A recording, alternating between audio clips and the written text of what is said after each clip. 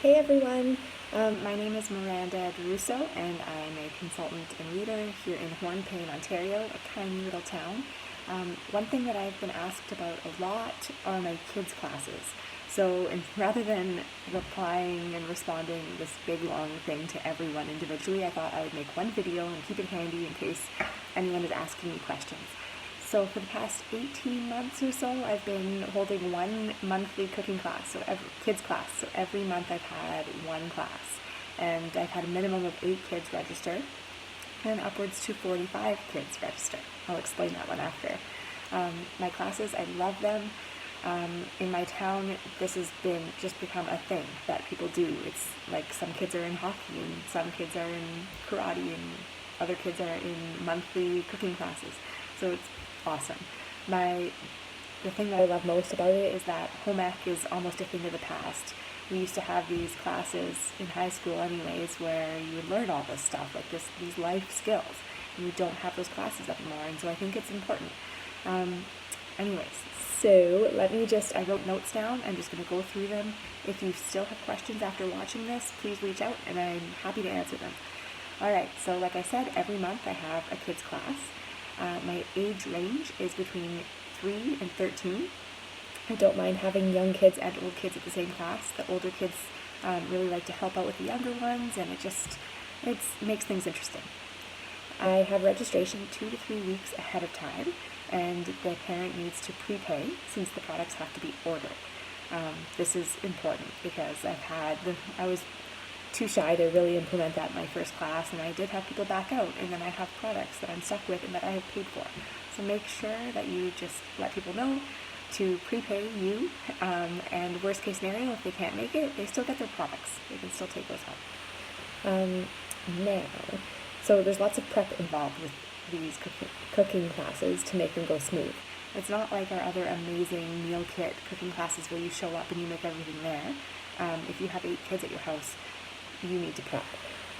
So I do all of my prep ahead of time. I have all of the kids' meals ready in containers, unless it's something that I need a parent's container. So if they're building a salad, I'll have the parents send a salad container with them. But for the most part, I save up all of my yogurt containers.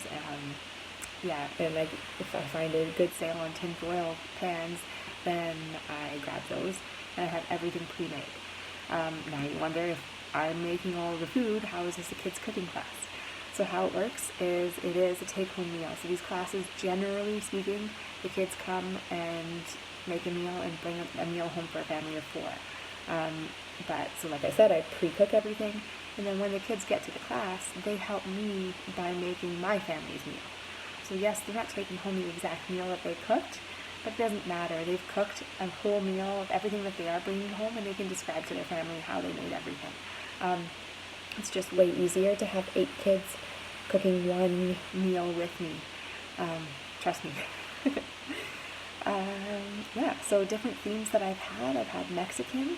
If you're going to just start doing these kids cooking classes, start with Mexican. It's hands down the easiest one to teach them and to prep for yourself too. You just make a big batch of ground beef and a big batch of salsa, guacamole. Those little packets of Old El Paso taco bowls, a package of 8 is perfect. That's all you need, 1 per kid. So I grab those and maybe some fixings like diced spinach or lettuce, and cheese. It's a really easy class. So Mexican, I've done mac and cheese with chicken fingers, pizza, lasagna, a brunch class. That one was a hit, where you have an omelet maker and the kids make omelets or French toast in it. That's pretty fun too. So I do fun holiday themes also. Every day before Christmas Eve, it's a tradition now in Hornpain, where we do cookies for Santa. And that was the class where I had 45 kids this past year, and it's amazing. So the products that they take home are a baking sheet, and what else was it? Oh, I'm not remembering off the top of my head, but I'll get it to you if you need it. But they took home a baking sheet, and the cookies, I pre-baked all of the cookies, and it's just a cookie decorating class. They make their cookies for Santa, they take home a dozen of them, plus they take home a baking sheet, one other product, I think cinnamon, and they pay $40 or $45, and easy peasy. I had high school students helping me, actually, 1 high school student per table, helping the kids decorate, so it went so smooth. And they need their volunteer hours, so perfect. I have a St. Patrick's Day class coming up next Sunday, so we're making shamrock smoothies and rainbow wraps and leprechaun dip. This class, they won't be taking a whole meal home. They're coming to make a meal and have it here. So you can totally switch it up, do whatever you want to do. By the way, I'm not claiming to be any kind of expert in this or the best at it or anything like that. I'm just sharing what has worked for me. This may not work for you, and you may realize that, or maybe you want to do things differently. Totally cool. Summertime or March break, you can do a summer camp or March break camp where you have kids come over. So last summer, it was July, I had kids come over for 2 days of 4 hours each day, and I charged $80. They didn't take home meals, they just made meals here. They came, prepared their breakfast, cleaned up, played in my fully fenced backyard for a little bit, came in, and then prepared their lunch, and then cleaned up after they ate. So it's really fun. I loved every second of it. We made lots of really fun meals like quesadillas and what else? I think little hamburgers or something. It was fun. Okay, so what's next? So a walkthrough of what my class, actually I'll do that after. I do have documents with recipes, and I send home a piece of paper basically with the products that are going home, and this document says exactly what the kids did and what products they're taking home, and I also detail what I made and how I made it so that parents are aware and they could replicate that recipe at home. If anyone wants to see those handouts, I can email them to you. Just send me your email address and I'll share some of them with you.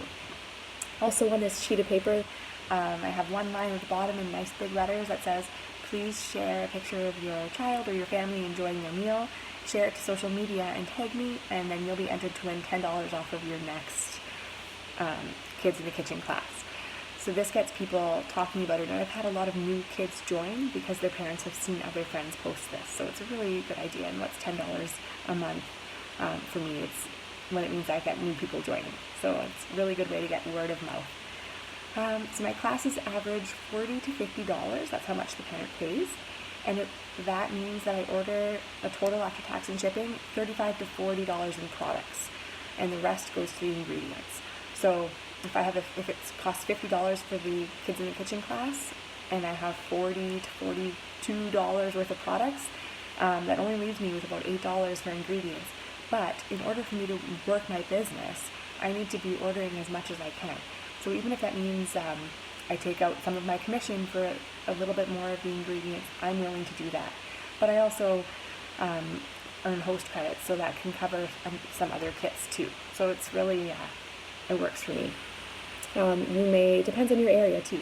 I knew if I charged $65 for one class, I'd have a lot fewer kids, and I like to provide this as an opportunity for kids, for as many as possible. I also talk about these classes at every single one of my normal cooking classes, because a lot of people donate to kids in need. So if there's kids I know their families can't afford it, I have this little fund, and I try one per cooking class to just say to a parent, hey, your child has never been to my class and I have some extra funding and I'd like to provide it to someone who's never been to the class before. And then they get to join. It's pretty cool. So parents of multiple kids. I do have one family in particular. They have 4 kids now, but 3 of them come to my class every single month. And that's okay. They take home basically 12 meals, because it's a meal for 4 people. They take home 12 meals. They freeze some of it if they need it, or they use it for lunches.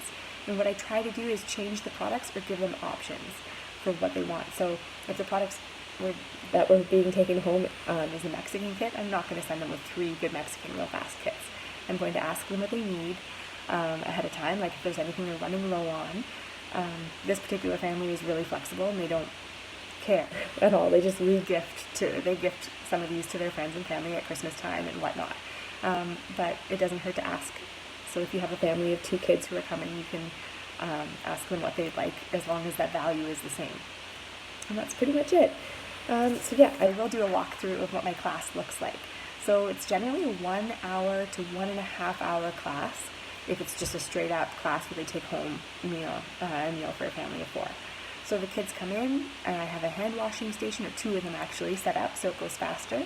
They wash their hands, they come and they sit down at my table, and we chat. So we have a little icebreaker. I go around, I maybe ask what grade they're in and what their favorite vegetable is or what their favorite dessert is. I just get them talking a little bit, loosen them up. After that, we start cooking station by station. This is very similar to how I do my cooking classes. But I go around the circle of kids and have each one help and take turns helping with a step.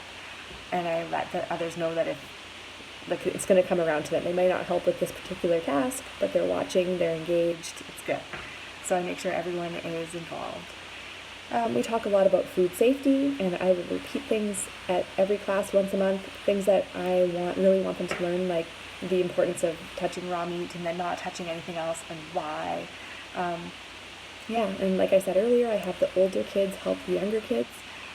And one thing that I really, really like to do, actually, before I get to that, I always have coloring sheets and markers set aside so that if we end up with extra time, I don't have kids running rampant all over my house. So we clean up the table, they get a coloring sheet, and it has something to do with food. You can go online and find healthy kids coloring sheets and whatnot. So that is a really good tip that I like to give. And yes, so one thing that I do at the very end of the class is go around the table and ask everybody to tell me their one takeaway, the one thing that they learned that will stick in their brain. And I do this at the very end because I know that those parents are driving home and saying to their kids, so what did you do at class today? And I know what it's like when my kids come home from school and I ask them what they did at school. Nothing. I did nothing all day. So I'm hoping that takeaway that they told me, they'll repeat to their parents. And so their parents are knowing that they're getting something from this class. So this has been awesome for me. I will continue to do this. I think I'd have some pretty sad parents if I ever stopped. I'm always looking for new ideas, and right now trying to think of some fun Easter ideas for next month. So I encourage you just to try it out if you're curious about it, and if you have any more questions, just let me know. Thanks, guys.